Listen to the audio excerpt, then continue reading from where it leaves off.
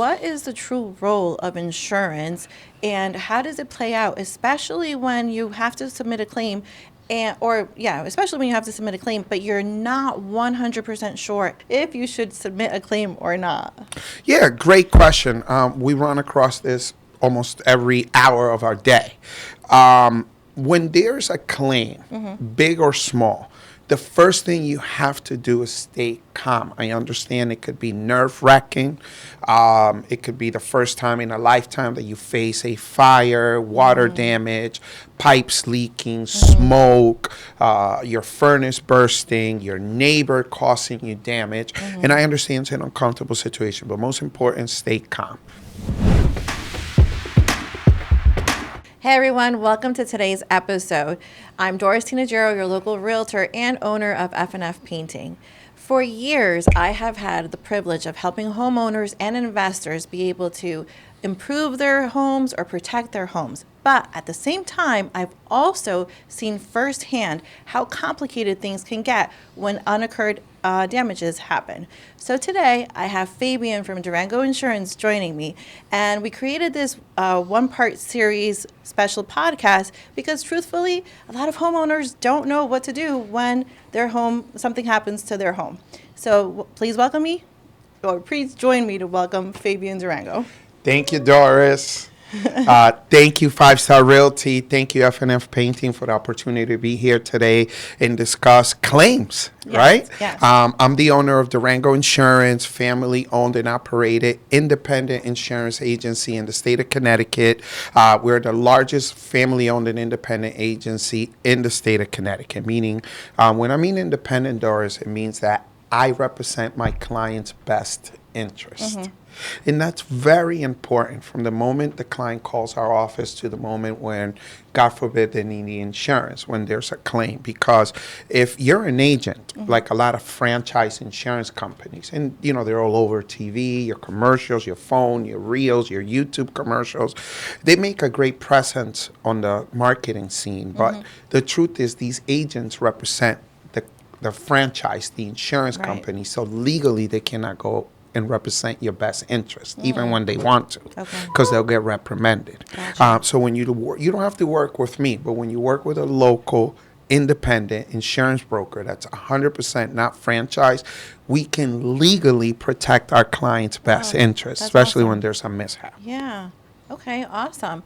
So today we're going to be talking about all of that, right? So let's get right into it. Let's help the audience understand what is the true role of insurance and how does it play out, especially when you have to submit a claim especially when you have to submit a claim, but you're not 100% sure if you should submit a claim or not. Yeah, great question. We run across this almost every hour of our day. When there's a claim, big or small, the first thing you have to do is stay calm. I understand it could be nerve-wracking. It could be the first time in a lifetime that you face a fire, water damage, pipes leaking, smoke, your furnace bursting, your neighbor causing you damage. And I understand it's an uncomfortable situation, but most important, stay calm. Number two, never, ever, ever call the 1-800 number. Okay, never call the 1-800 number again, because at the moment where you may need to speak to someone to guide you, consult you, give you advice, the 800 number is not designed by law and by structure to do that. Their number one role is to collect information. And you don't want to say something. Formally file a claim or formally note your account, and then you cannot take anything of it back. And think about it. You ever call an 800 number and actually got a consultation out of someone? No. These people are picking up the phones. Asking you a million questions. Right, because they're collecting information. I hate to say it, a lot of times that may not help you at all. If anything, damage you down the end. And these are call center people. They're not truly insurance experts, and they're not your insurance consultant, which is the role we will play. So do not call the 800 number. Stay calm. Number three, if it's during working hours, call your agent and ask for advice. Tell them exactly what's going on.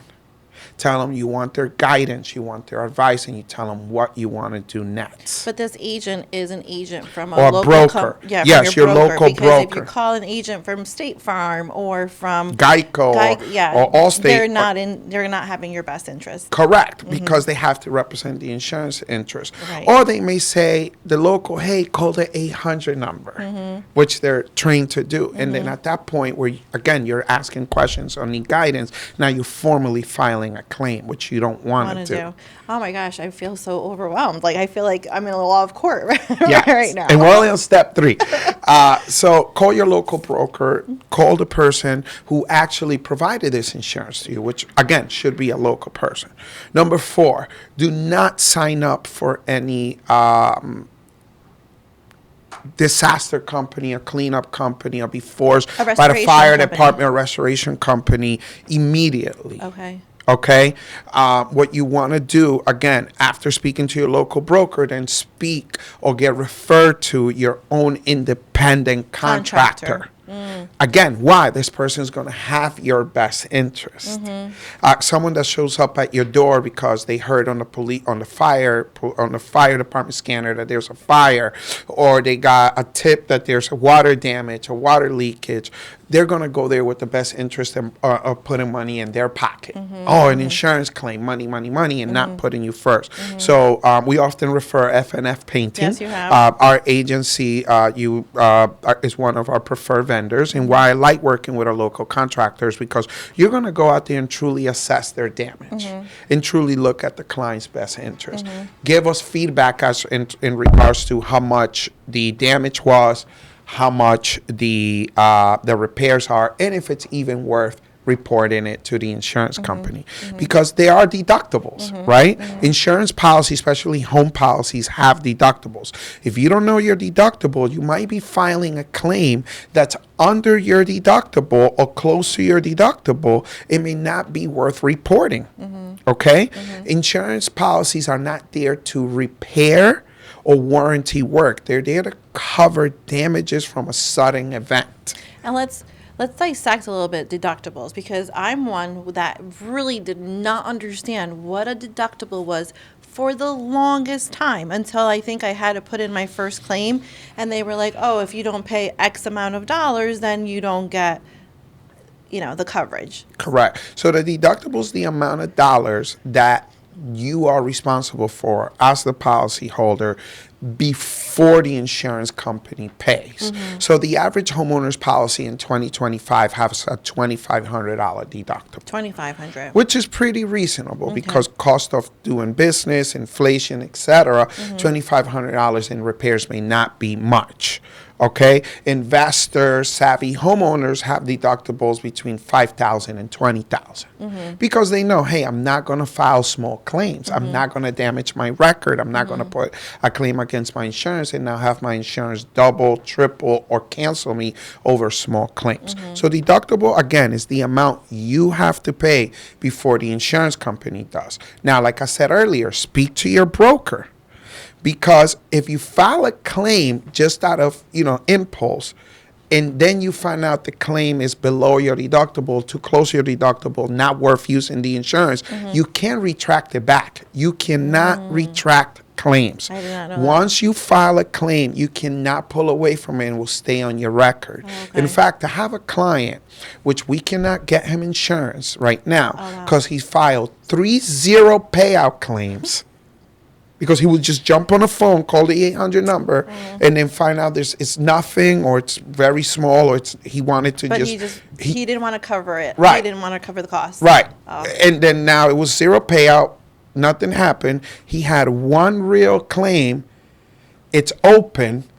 And now no insurance company wants to take him because within a 2-year period, he's filed 4 claims. Oh, wow. 3 of them which were insignificant. Okay. So now when you speak to your broker, we'll give you that advice. Hey, make sure you get estimates from F&F Painting or your trusted local contractor. Make sure you assess the whole damage. Don't panic.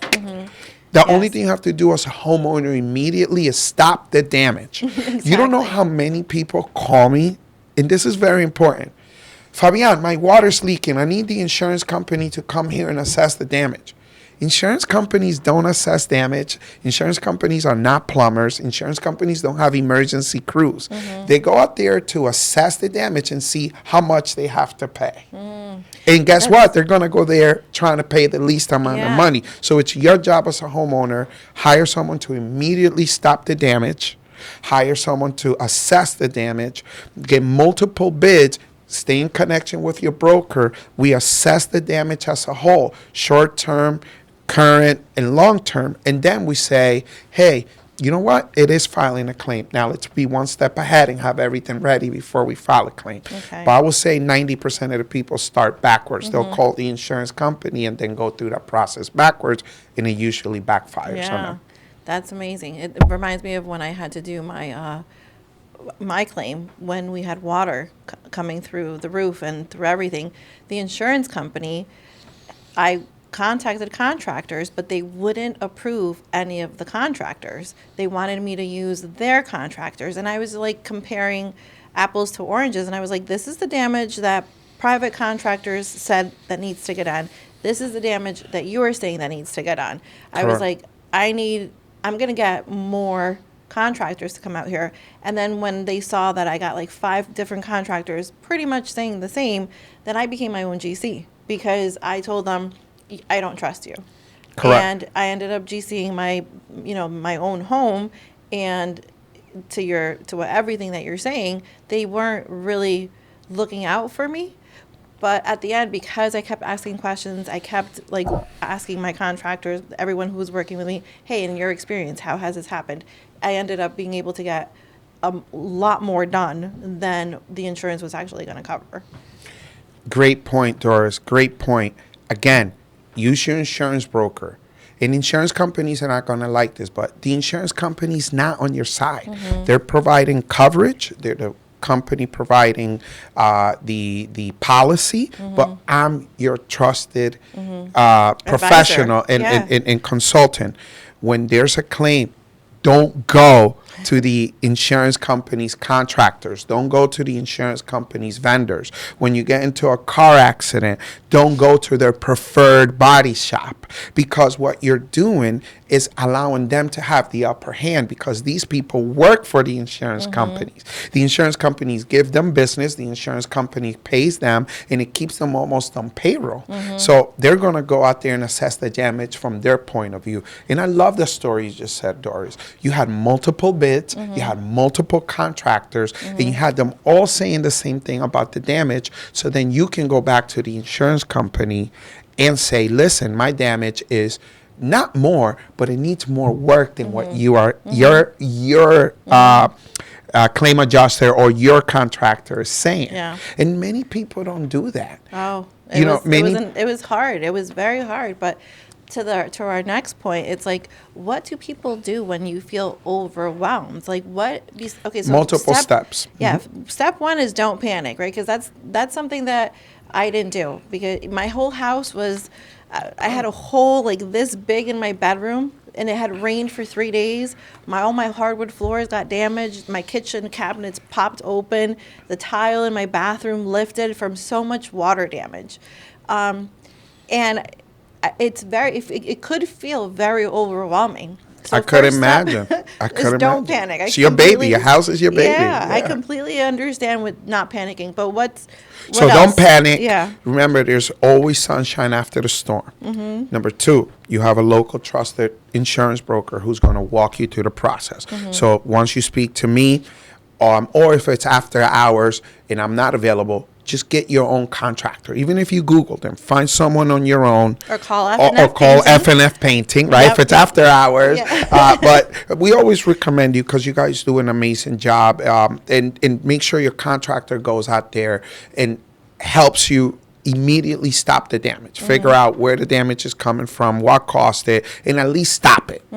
You don't have to immediately go to repairs or anything like that. Just stop the damage.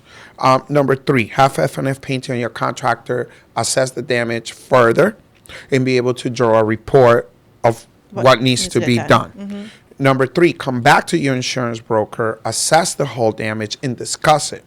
Price, repairs, what's truly covered and what's not. what may be covered and what's not. Right. You know, insurance companies are not in the business. It's the only time I defend the industry. We're not in the business of remodeling homes. And many people forget that. We're in the business of covering damages. Right. And I want to be very specific with that. That's great that you bring that up, because that's our next question. So how can we let the audience know why insurance companies don't cover like HVAC or plumbing, or just elaborate a little bit more? Yep. So that's their consultation. Then we'll speak to the contractor and I'll say, what caused the damage? What's this? And itemize things so we know exactly what's causing the damage. Third, once we know the dollar amount, then we decide if, based on the deductible, how much you have to pay out of pocket is worth reporting it to the insurance company. Okay. If it is worth reporting to the insurance company, I will then say, call this number, get this claim number, Talk to this person. give me all the documentation you have. Once you have a claim assigned, let's send them all the documents. Let's have your contractor speak to the adjuster or the insurance company. If your contractor, you and the insurance company don't come to terms, or it's a claim above $100,000, I always recommend hiring a public adjuster. Okay. As your local insurance broker, we work with various public adjusters that consult us. These are like the attorneys of the insurance industry, especially Hispanic. Why llamar a mi abogado when there's a claim? An attorney's not going to do anything when there's a claim on your insurance policy. Okay? No matter if it's your brother, your cousin, or el que te ayudó con todo. The true legal representative the public can have when there's an insurance claim is your insurance broker and a public adjuster. Okay. So when it gets very complicated, or when the insurance companies and the client are seeing eye to eye, or it's a big claim, because large claims could be very overwhelming for various reasons, you hire a public adjuster, and we will refer you to a few that we work with. Yeah. And then they're legally like pit bulls when it comes to fighting insurance companies. They will then talk to your contractor, talk to you, assess all damage, and then go aggressively against the insurance companies to make sure that they abide by the rules. I actually had a public adjuster come to my house because that you hired, correct? That I hired. Perfect. Because we couldn't meet eye to eye with the insurance company, because my project was over $100,000. And it was a roofer. My whole electrical needed to get rewired in my home to bring back to code. My plumbing, my floors, my painting, my roof, all of that needed to get redone. Yeah. And then on top of it, there was asbestos. So you had to deal with asbestos. I had to deal with a restoration company. A lot of money, yes. So I oversaw that project, and it totaled out to over $100,000. And the public adjuster was the one that orchestrated everything, vouched for me. Right. Yeah. So. And they know how to legally press the insurance companies. They know all the fine print. An insurance policy has over 800 pages of legal wording that no one reads, and they do. So that's why I say they're the insurance attorneys of the industry, the public adjusters, and their job is to vouch for you. I always tell people this. Insurance companies make money not paying claims or not paying what they're supposed to. So if they're supposed to pay $150 and they're able to 80 or 90, right, get you down to 80 on their books, they made $80,000 because they paid you less than what they were supposed to. Oh wow! So again, you work with an insurance broker, so he can represent you with the insurance company. When there's a claim, you work with a trusted contractor like F&F Painting, and if need to, you bring on a public adjuster. Now, how does a public adjuster get paid? A public adjuster gets paid a percentage of the payout of the claim. That's why it has to be significant. It has to be a significant dollar amount, so $100,000 plus. So their time, their involvement is worth it because you don't pay for them, right? You didn't pay for your public adjuster. You didn't, like an attorney. I speak to an attorney, Fabian, $10,000, $5,000 retainer, right? Just crazy. To start the process. Yeah. The good thing about a public adjuster is they don't charge you upfront fees.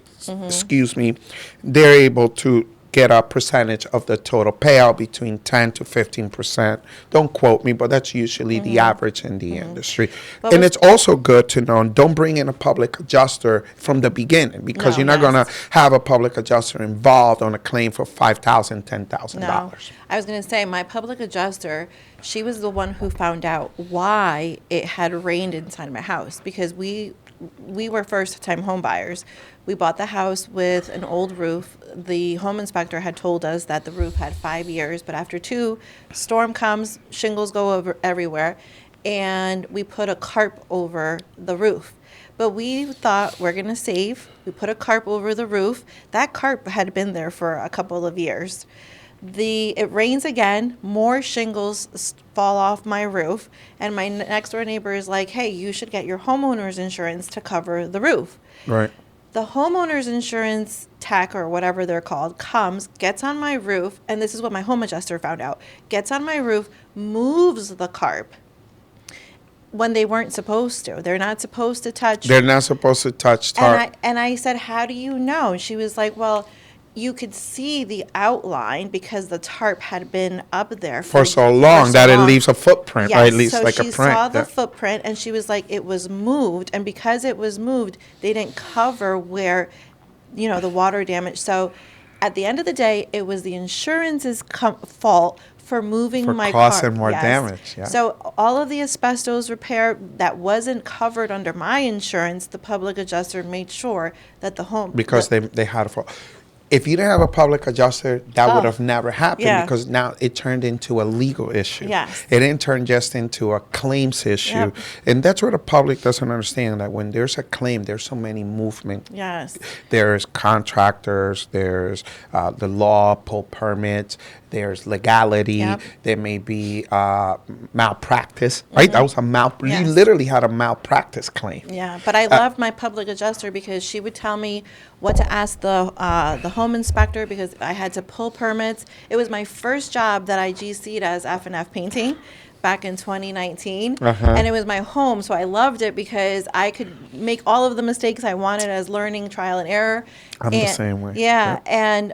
and if it weren't for my public adjuster, I wouldn't have known what to ask the You home would've been- inspector. I needed to make sure that the home inspector helped me understand what every contractor needed to do to code, and I was able to boss them around. And these are Hispanic men. Tell me how hard it is for Hispanic men to be Take bossed. orders from a woman. Yeah, I know, because I have nothing but stand-up women around me like you, and some men, especially contractors, they don't like it. Yeah. So, guys, if you have an issue with your home, or if you're not sure what's happening with your homeowner's insurance, if you have a claim right now that you've been sitting on and you're dwelling on it, please call Fabian Durango. He's a close friend of mine. We've worked together in the past. He does amazing work. He covers my insurance for my workers' comp, for my general liability, and he also takes care of so many other coverages like Thank you. auto, right? Yes, we do auto, we do home, we do business insurance, and when it comes to business insurance, we do everything from restaurants. We do everything from mixed-use buildings. We do tons of mixed-use buildings. We do contractors. We do commercial auto. When it comes to property insurance, we do single-family homes, condos.